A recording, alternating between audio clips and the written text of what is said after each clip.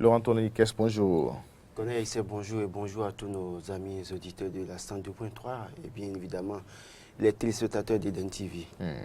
Quelques difficultés avec les quotidiens aujourd'hui. Oui. Attention aux figures, aux formes et au style que nous empruntons.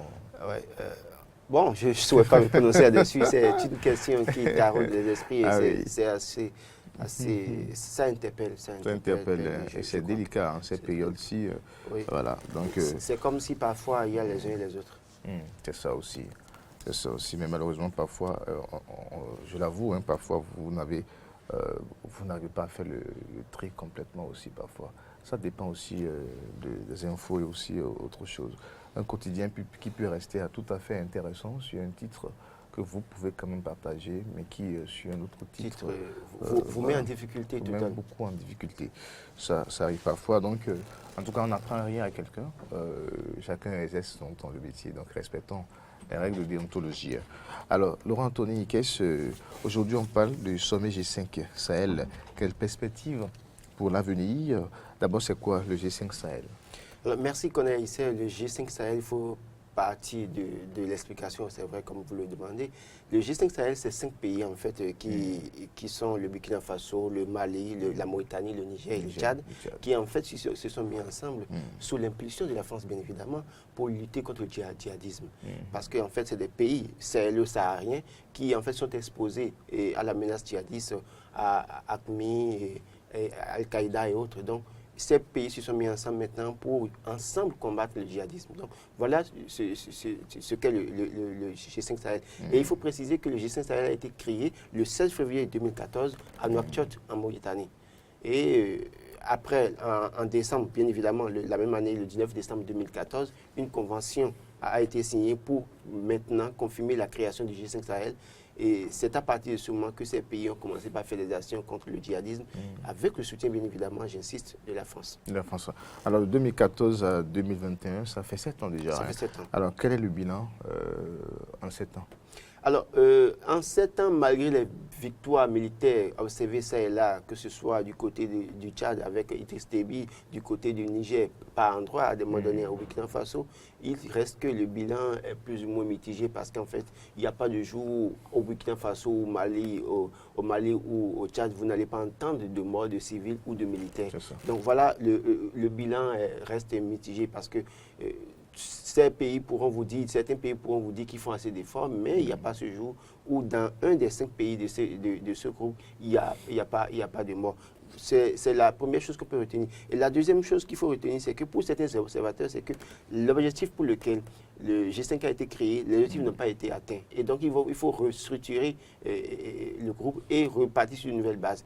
En dehors de ça aussi, l'avantage positif ou bien le point positif pour le bilan, pour le G5 Sahel, il faut préciser que la France a réussi à neutraliser certains djihadistes, notamment du côté du Mali. Et en fait, le 20 juin 2020, le djihadiste Abdelmadek Toukdel fondateur d'AQMI, a été neutralisé par l'armée française et bien évidemment aussi le Malien Bah Ag Moussa, chef militaire de la branche sahélienne d'Al-Qaïda, a été aussi neutralisé. Donc il y a certaines figures du djihadisme qui ont été neutralisées, mais malgré ça, c'est que le djihadisme continue de faire des dégâts. Vous n'êtes pas sans savoir que pour l'élection présidentielle qui se tient du côté du Niger, au cours de la première campagne, en fait, pour le premier tour, beaucoup de militaires ont été tués. Un village a été pris d'assaut par les djihadistes. Donc, malgré les efforts avec la force Barkhane, c'est qu'il n'y a que jusque-là,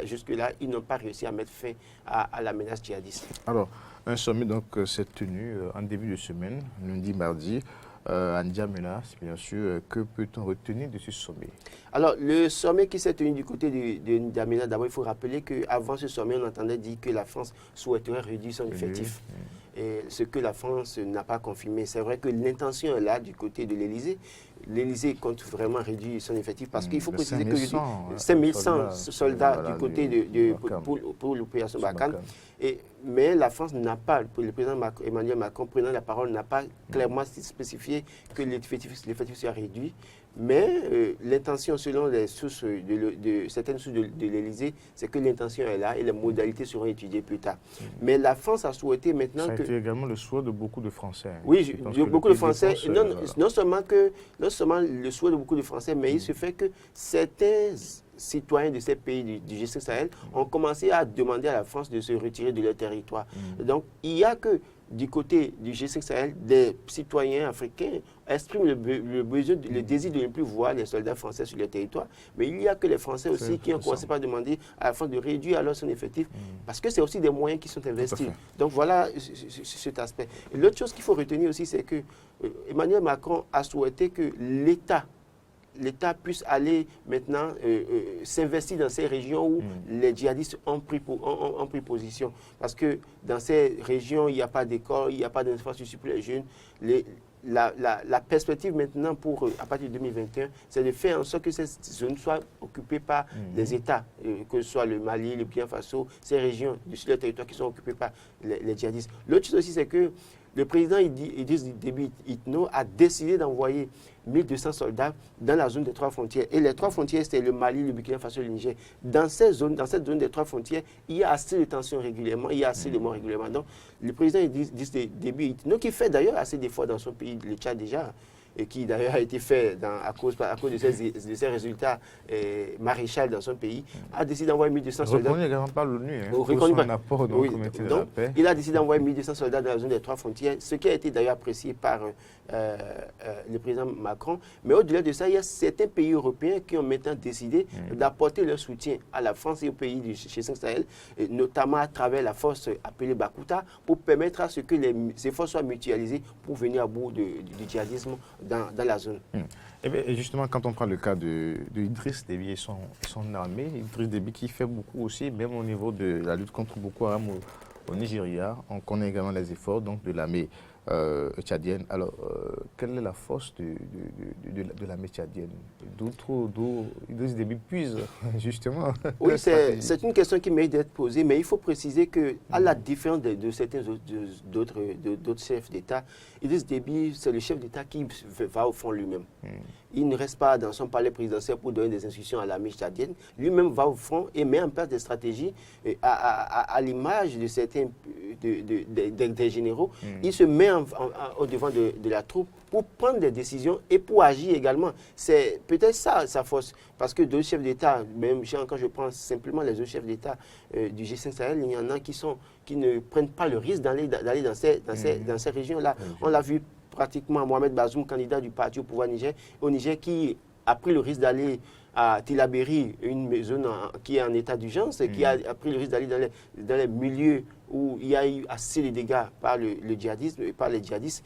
C'est vrai, mais on n'a pas vu pour autant les autres présidents prendre le risque d'aller sur ces territoires pour combattre, parce qu'en fait, peut-être certains parmi eux craignent leur vie. Donc, le courage d'Idriss Déby Itno aujourd'hui est à saluer, et ce qu'il fait en termes de stratégie, il met en place en termes de stratégie, parce que vous imaginez, il décide à lui seul d'avoir 1200 hommes dans la zone des 3 frontières qui concerne le Burkina Faso, le Mali et le Niger. Il aurait pu ne pas le faire et concentrer ses forces dans son pays carrément pour voir.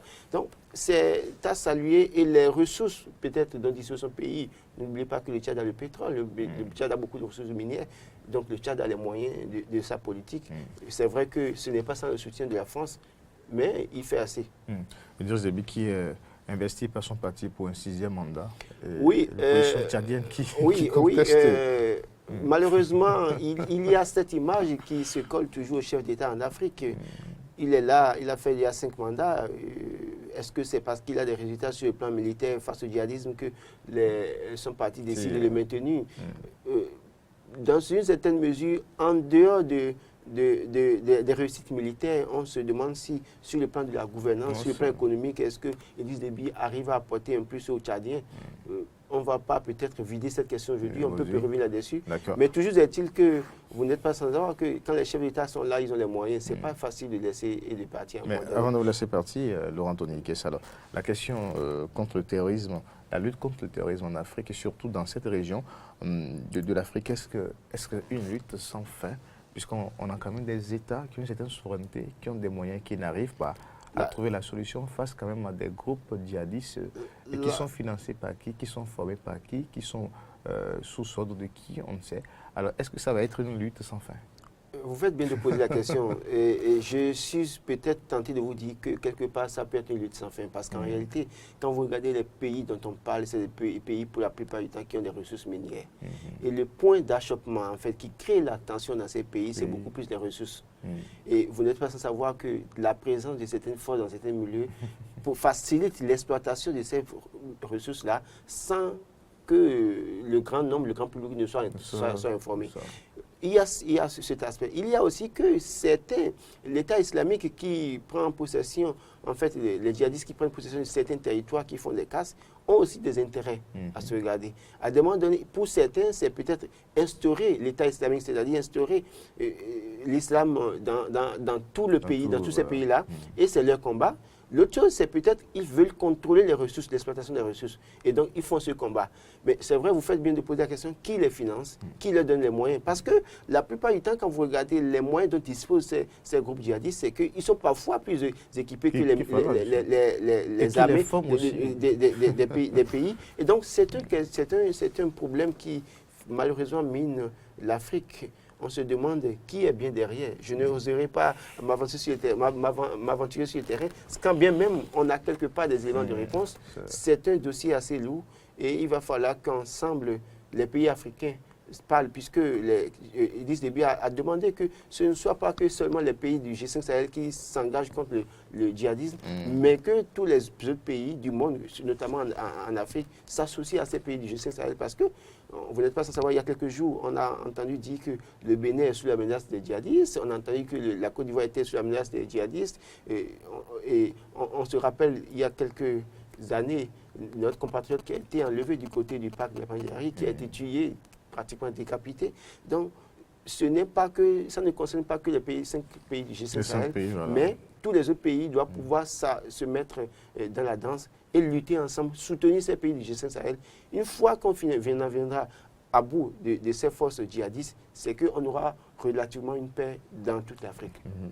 Merci Laurent pour donc l'analyse, bien sûr, sur le G5 Sahel et aussi votre promptitude sur l'actualité africaine. Merci et bonne journée à vous, Laurent. Merci, c'est moi.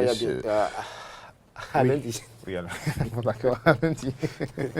Non, vous êtes disponible. Si vous êtes disponible demain, vous êtes là aussi, il n'y a pas de souci. Mais ça sera le tour de Arnaud Mori. Arnaud Mori Agua. Voilà, merci bien, Laurent.